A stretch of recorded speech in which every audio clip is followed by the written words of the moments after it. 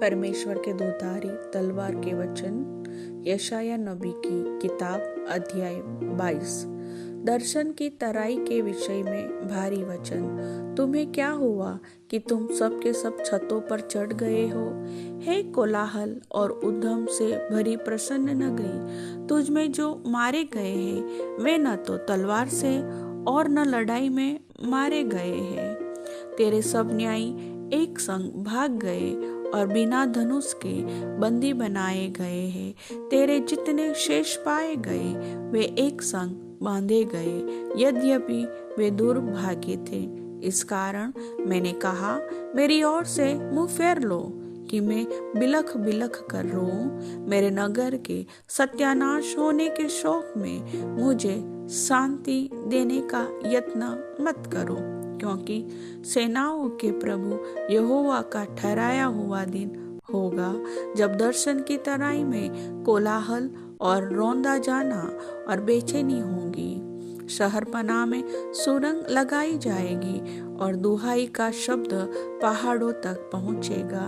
एलाम पैदलों के दल और सवारों समेत तरकश बांधे हुए हैं और कीर ढाल खोले हुए हैं। तेरी उत्तम उत्तम तराइयां रथों से भरी हुई होगी और सवार फाटक के सामने पाती बांधेंगे। उसने यहूदा का घूंघट खोल दिया है।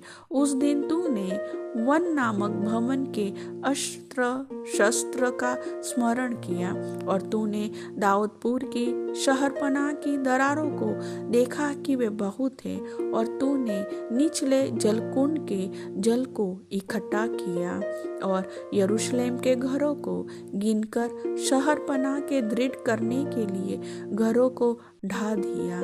तूने दोनों दीवारों के बीच पुराने जलकुंड के जल के लिए एक कुंड खोदा, परंतु तूने उसके कर्ता को स्मरण नहीं किया, जिसने प्राचीन काल से उसको ठहरा रखा था, और न उसकी और तूने दृष्टि की।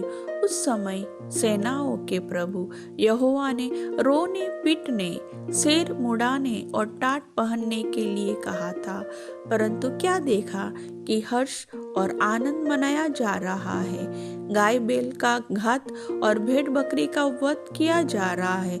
मांस खाया और दाख मधु पिया जा रहा है, और कहते हैं, आओ खाए पिए, क्योंकि कल तो हमें मरना है। सेनाओं के यहोवा ने मेरे कान में कहा और अपने मन की बात प्रकट की, निश्चय तुम लोगों के इस अधर्म का कुछ भी प्रायश्चित तुम्हारी मृत्यु तक न हो सकेगा। सेनाओं के प्रभु यहोवा का यही कहना है। शेबना को चेतावनी।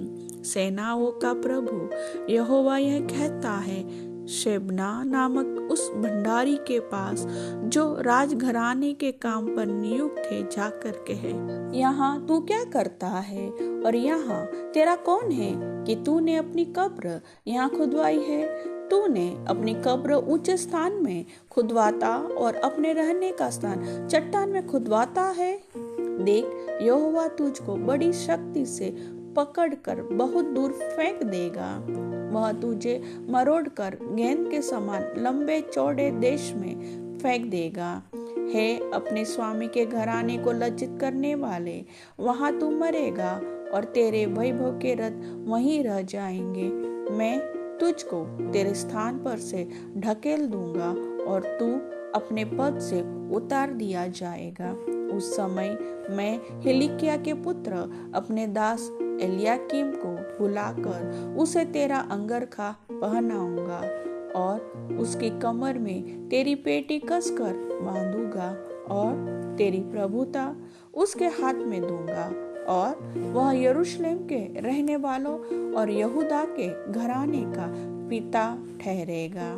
मैं दाऊद के घराने की कुंजी उसके कंधे पर रखूंगा और वह खोलेगा और कोई बंद न कर सकेगा, वह बंद करेगा और कोई खोल न सकेगा। और मैं उसको दृढ़ स्थान में खूंटी के समान गाड़ूंगा, और वह अपने पिता के घराने के लिए वैभव का कारण होगा, और उसके पिता से घराने का सारा वैभव वंश और संतान, सब छोटे छोटे पात्र, क्या कटोरे, क्या सुराहिया, सब उस पर टांगी जाएगी। सेनाओं के यहोवा की यह वाणी है कि उस समय वह खूंटी जो दृढ़ स्थान में गाड़ी गई थी वह ढीली हो जाएगी और काट कर गिराई जाएगी और उस पर का बोझ गिर जाएगा, क्योंकि यहोवा ने यह कहा है। वचन के सुनने वाले को समझ बुद्धि ज्ञान की आत्मा प्रभु दे। आमीन।